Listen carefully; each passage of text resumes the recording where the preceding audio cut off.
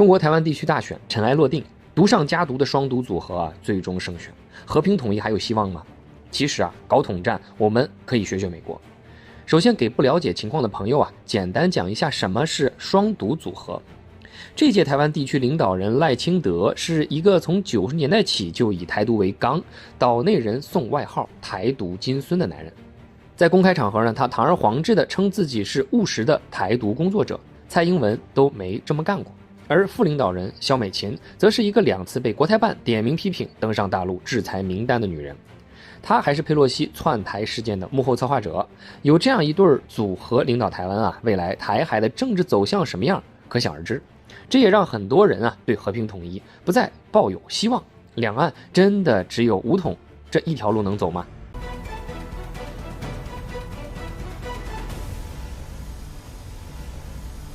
双独组合登顶台湾政坛并不令人意外。在去年的11月份分析蓝白合的视频里呢，百年就预测到蓝白合破产之后，岛内已经没有政治势力能和民进党相抗衡。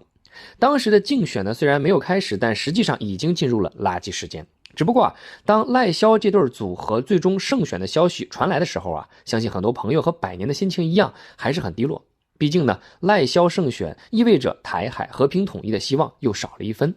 并且呢，通过民进党8年并不优秀的执政，尽管闹出了停电、莱猪、蛋荒种种风波，尽管面对着政党轮换的周期规律，民进党却依然凭借着台独纲领继续执政。这多少说明了台湾民众对一个中国的认同已经非常淡漠了，也说明了呢，过去我们对台的工作并不能说是成功的。但是呢，这是不是就意味着和平统一就完全没有希望了呢？百年认为也不尽然。虽然呢有武统作为兜底，但是呢孙子兵法有云上兵伐谋，其下攻城，和平统一仍然是两岸问题的最优解。我们仍然需要为和平统一付出最大的努力，只不过呢现在以会台为核心的对台工作思路继续转变。那么新一阶段的对台统战工作应该怎么做呢？其实不需要我们拿出一套全新的方案，美国已经给我们提供了现成且有效的参考，我们摸着鹰酱过河就可以了。回顾历史呢，过去100年里，全球政坛最成功的统战案例就是美国把苏联忽悠解体，东欧国家纷纷投入美国怀抱。美国是怎么做的？它是经济、文化、军事3管齐下，这些手段中国大陆现在都可以复制。经济上，冷战期间，美国带头对社会主义阵营进行了经济封锁，意图拖慢后者的发展节奏。苏联末期经济萧条、物资短缺，多少都和西方阵营的经济封锁有关。到最后呢，除了中国、越南等少数几个国家之外，整个社会主义阵营政权崩溃，倒向西方。这个结果是美国在冷战期间绘出来的吗？当然不是，是美国制裁出来的。并且呢，苏联解体之后，俄罗斯人有怪罪美国不让发展了吗？当然没有，他们只会把经济发展落后的锅扣到苏联政府头上。随着2023年4月份大陆对台发起贸易壁垒调查，12月份终止了部分产品的关税优惠，我们终于看到了惠台战略开始松动，由惠台变成制台，这个方向非常明确，并且呢还要进一步加码。同时值得注意的是呢，冷战期间美国也确实惠了，但是呢惠的不是社会主义国家，而是西德、日本这2个美国占领下的战败国。其中呢，德国作为发动2战的罪魁祸首，战后美国力排众议，在马歇尔计划当中呢，给西德安排了规模仅次于英法的援助，其意图就是将德国打造成为面向苏东阵营的经济样板房。美国的做法非常成功，60年代西德的经济水平已经全面超越东德，间接导致东德居民大量外逃，以至于呢引发了1961年的柏林墙危机。等到1990年东西德合并的时候西德人均 GDP 已经是东德的 1.6 倍。直到今天，德国、日本战后经济复苏的历史还是在被不少人津津乐道。他们向全世界宣传这样一个概念，那就是投靠美国就有肉吃。参考美国的做法，我们大陆也急需打造自己的经济样板房。相比于每年给台湾提供近1000亿美元的贸易逆差，平均落到每个台湾人头上有4000多美元，我们最应该投入资源，重点扶持海峡对岸的福建省。2022年，福建省人均可支配收入仅为 4.3 万元人民币。虽然呢已经是相对富裕的省份了，但是人均收入也只有台湾的一半。东南沿海当中最富裕的省份浙江，年人均收入也就6万人民币，依然落后于台湾近9万元的数字。这样的收入差距如何让台湾人相信与大陆统一日子能过得更好呢？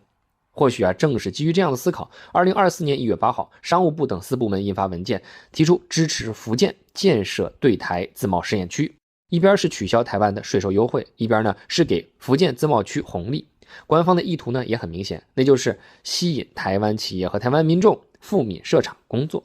发展福建经济的同时给台湾经济釜底抽薪。可以预见的是对台贸易优惠取消之后，台湾和福建的人均收入未来会来一个双向奔赴。等到福建老百姓的人均收入高于台湾的时候两岸和平统一的可能性就会大大增加。讲完了经济手段我们再来讲讲文化战略。美国可以说是全球文化渗透战的鼻祖。这种文化渗透绝不是干巴巴的官方宣传，而是潜移默化融入到了大众的娱乐当中。早在1915年，时任总统威尔逊在观看电影的时候就敏锐地意识到电影能够改变民众对于参加一战的态度。威尔逊当场表示，电影是一种通俗语言，对于展示美国的计划和意图能起到重要作用。此后美国就特别注意扶持好莱坞的发展。在对外贸易谈判的时候美国政府总会利用经济援助或者政治施压手段等等，为好莱坞电影在海外发行开辟道路。比如说刚才我们讲到的马歇尔计划，美国在为英国提供经济援助的时候附带了一个条件，就是扩大美国电影在英法市场的配额。其中法国因为急需美国援助，给美国电影是大开绿灯，结果导致法国电影市场被好莱坞电影淹没。1947年，75%的法国电影工作者失业。而英国起初还有意抵制美国电影，保护国内电影业，结果就被美国反手制裁，一部电影都不让卖英国，让英国院线无影可放。等到了英国本土电影纷纷开拍了，美国再采用低价倾销战略，让英国电影公司亏得血本无归。冷战期间，美国对苏联发动全方位的文化攻势，宣传资本主义优越性，重点之一也是电影。很多经典的好莱坞电影我们都能够看到美国意识形态宣传的影子。比如1957年的《十二怒汉》宣传的是美国陪审团制度和法律，1976年《洛奇》宣传的是美国梦的实现，007系列巴顿将军壮志凌云则宣传的是美国英雄主义和美军的正面形象。另外根据统计，从1949年到1969年，美国军方总共参与生产了226部好莱坞电影，平均每年就有10部之多。美国的文化战略对于笼络苏联知识阶层极其重要，叠加上同一时期还有美国的流行音乐影响苏联年轻人，这两者结合共同造就了苏联人对于美国精神的全盘接受。参考美国文化战略我们其实也可以复制这一套方法，将一个中国的思想潜移默化地融入到大众文娱产品当中。说起文化舆论权，很多国人都不自信，觉得中国在美国文化面前不占优势。现阶段是如此，但是我们需要记住，在华语世界，大陆才是文化输出的霸主。大陆有14亿人的文化市场，无论是电视剧、电影还是音乐、游戏，大陆市场能够供养的文化作品数量远高于港澳台以及新加坡和马来西亚。再加上现在是自媒体和短视频的时代，每个人都是文化产出者，大陆能产出的优秀作品自然更多，而量变就能引发质变。对于台湾，很多人都不知道，现在大陆对台文化已经不是输出，而是倾销。比如说去年10月份国台办报道，现在台湾 KTV 里前10的歌曲一半都是大陆歌，这个要得益于抖音在台湾的流行，带火了大陆音乐。去年7月份，台湾台中市一中学校长在暑假前的结业仪式上当众喊出了元神启动的口号，结果引来满场欢呼，反映出大陆游戏在台湾的流行。以至于由于接触大陆 APP 太多，现在台湾的中小学生使用简体字都成为了一种潮流，让绿营是大为警惕。但是面对这种潮流我们的文化宣传干部思想上却没有跟上。对于很多文化产品，大陆目前还是不支持，甚至是打压的态度，更别提像美国政府一样主动合作，将意识形态宣传融入其中。当年美国为了帮助好莱坞电影打入国际市场，甚至不惜发动贸易战。今天面对着民进党当局对大陆文化的围追堵截，动辄就是要封禁抖音、小红书、爱奇艺，我们也应该拿出当年美国的气势，通过各种手段保护大陆文化强势进入台湾。而有了这些文化作品作为通道大陆就有了统战台湾年轻人的希望。最后是军事战略。国民党前主席洪秀柱曾经讲过一个台湾地区的经典民调，根据美国杜克大学的调查如果台湾要独立，大陆进行经济制裁，如果大陆最终不打，美国来援救，支持台独的比例高达77%，但如果美国不来救，支持台独的比例下降到48%。而如果大陆真的要打，美国来救，支持台独的比率进一步下降到35%。而如果最后美国也不敢救，那就只有7%的人敢于支持台独。所以决定台湾命运的只有2件事，一是大陆的军事决心，另一个就是美国的援救意愿。而这也就提醒了我们，现阶段必须加大对台湾当局以及对美国的军事压力。军事压力并不意味着要打仗，不战也能屈人之兵。比如上世纪80年代，美国通过星球大战计划在军事竞赛当中拖垮了苏联。今天中国快速提升军事实力的时机也已经成熟，我们需要认识到军事实力的背后是工业能力，而中国已经是全球最大工业国。